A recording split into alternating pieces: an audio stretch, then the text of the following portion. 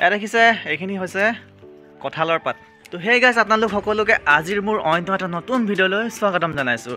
কিয়নো আজি এটা বহুত স্পেচিয়েল ভিডিঅ' হ'বলৈ গৈছে, কিয়নো আজি আহিছোঁ বোকাখাটৰ লতাবাৰীত আৰু বিয়াৰ মণ্ডপ সজাবলৈ আহিছোঁ। আৰু বিয়া বুলি ক'লে প্ৰত্যেকৰে পৰম্পৰা আছে, প্ৰত্যেকৰ নীতি নিয়ম আছে, আৰু প্ৰত্যেকৰে পৰম্পৰাৰ কাৰণে যিহেতু সকলোৰে মণ্ডপবোৰ অলপ বেলেগ বেলেগ ধৰণে হয়। আপোনালোকক সম্পূৰ্ণ পৰিৱেশ দেখুৱাম আৰু সম্পূৰ্ণ মণ্ডপ দেখুৱাম, বন্ধুৰ লগত কেনেকৈ ধৰণে আমি বনাইছোঁ সেই সম্পূৰ্ণ ভিডিঅ' আপোনালোকক দেখাব যত্ন কৰিম।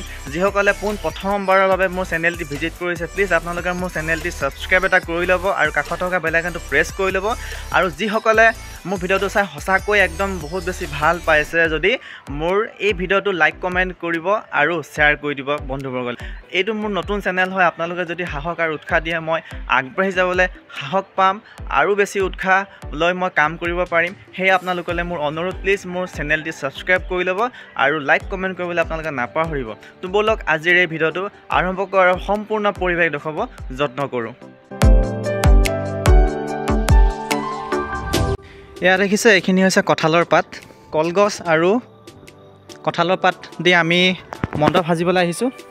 মণ্ডপ সজাম, ইয়াত আপোনালোকক দেখুৱাম মণ্ডপখন কেনেকুৱা হয়, আপোনালোকে চাব। আমি কমপ্লিট কৰি দেখাম আপোনালোকক আৰু কেনেকৈ কি কাম কৰি আছে আপোনালোকে চাই থাকক। আমি বৰ্তমান ছিগি আছোঁ। বৰ্তমান আমি এনেকৈ কঁঠালৰ পাত ছিগি আছোঁ।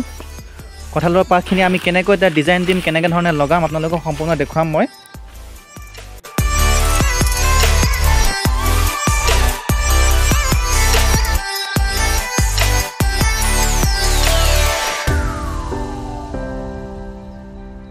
যিসকলে ভিডিঅ'টো চাই আছে আপোনালোকে সম্পূৰ্ণ চাব, শেষলৈকে চাব, কিয়নো এই পাতখিনিৰ জৰিয়তে আৰু কলগছৰ জৰিয়তে আমি কেনেকৈ মণ্ডপ সজাম আৰু এই পাতখিনি আমি কেনেকৈ ডিজাইন কৰিম আপোনালোকক দেখুৱাই থাকিম। আপোনালোকে শেষলৈকে চাই থাকিব মোৰ ভিডিঅ'টো। এফালে দেখিছে আমি বৰ্তমান কাম কৰি আছোঁ, এফালে কঁঠাল পাত, এফালে আছে আকৌ কলগছ, গুটি কলৰ গছ। মণ্ডপ এতিয়াও সজোৱা নাই, সজামগৈ আৰু বৰ বেছি সময় নাই।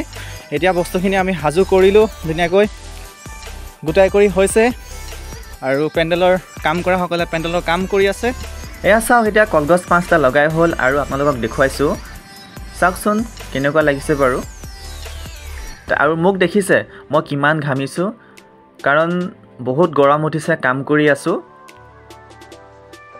আৰু এয়া চাওক, কৰতেৰে কলগছ কাটিছে। আপোনালোকে হয়তো প্ৰথম দেখিছে কৰতে কলগছ কটা, বাঁহ আৰু কাঠ কটা দেখিছে, মই দেখিছোঁ, কিন্তু কলগছ প্ৰথম কটা দেখিছোঁ।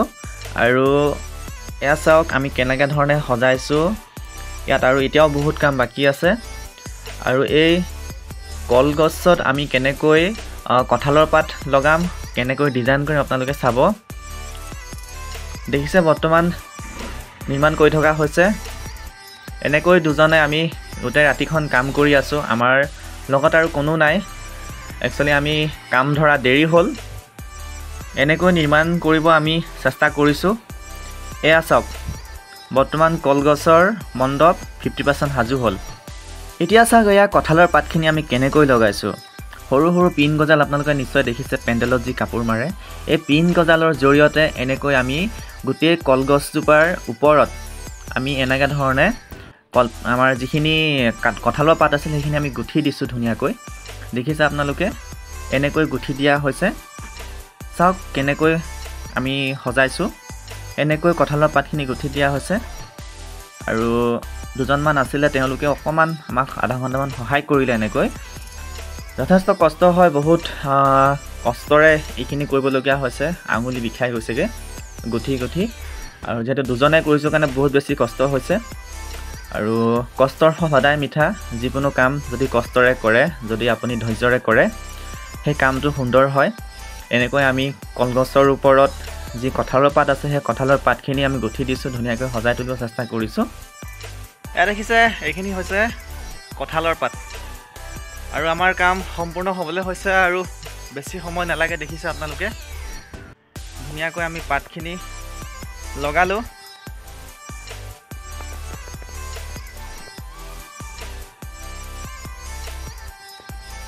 এয়া দেখিছে কঁঠালৰ পাতেৰে আমি ধুনীয়াকৈ সজাই তুলিছোঁ আৰু বৰ বেছি সময় নালাগে, খুব বেছি আৰু 1 ঘণ্টা লাগিব। বাকীখিনি কাম এতিয়াও বাকী আছে, স্কিপ নকৰাকৈ চাই থাকিব বন্ধুসকল। এয়া আমি কি সানিছোঁ বাৰু, যদি আপোনালোকে চিনি পাইছে কমেণ্ট কৰি জনাবচোন। চাওক কেনেকৈ এয়া পলিচ কৰা হৈছে আমি কি দি পলিচ কৰিছোঁ বা কিহে পলিচ কৰিছোঁ যদি চিনি পাইছে আপোনালোকে কমেণ্ট বক্সত কমেণ্ট কৰি জনাওক। চাওক কেনেকৈ পলিচ কৰা হ'ল। পলিচ কৰাৰ পাছত অকণমান জিলিকিছে, চাই ভাল লাগিছে কিবা এটা। ইয়াৰ এতিয়াও বহুত কাম বাকী আছে। দেখিছে এয়া বৰ্তমান পলিচ কৰি থকা হৈছে।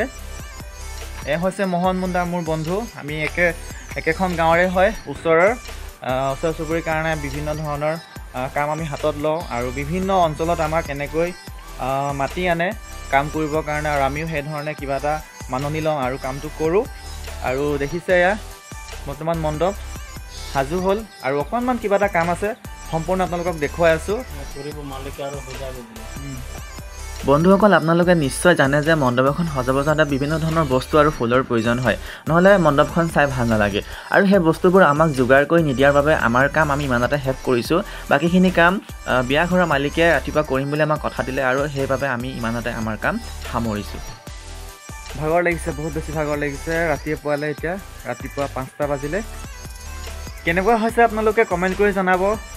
লাইক কমেণ্ট কৰিব কিন্তু আপোনালোকে নাপাহৰিব দেই, কাৰণ বহুত কষ্টৰে এই ভিডিঅ'টো মই প্ৰস্তুত কৰিছোঁ। আপোনালোকে হয়তো বুজি নাপাবও পাৰে, এজন ইউটিউবাৰে বা এজন ভিডিঅ'গ্ৰাফাৰে কিমান কষ্টৰে ভিডিঅ' কৰি এডিট কৰি ভিডিঅ'টো আপলোড দিয়ালৈকে কিমানখিনি কষ্ট হয়, সেই কষ্ট আপোনালোকে নুবুজিব। সেই আপোনালোকৰ পৰা মই সাহস বিচাৰিছোঁ, উৎসাহ বিচাৰিছোঁ, কিয়নো আপোনালোকে সাহস আৰু উৎসাহ দিলেহে মই এনেকুৱা ধৰণৰ ভাল ভাল ভিডিঅ' আপোনালোকলৈ আগবঢ়াব পাৰিম। লাইক কমেণ্ট কৰিব প্লিজ, এটা মোৰ অনুৰোধ থাকিলে আপোনালোকলৈ। যিসকলে মোক ছাবস্ক্ৰাইব কৰি থৈছে, যিসকলে মোৰ ভিউৱাৰ্ছ পুৰণি ভিউৱাৰ্ছ হয়, যিসকলে মোৰ ভিডিঅ'টো আগতে চাইছে, সেয়া মোৰ আশা থাকিল।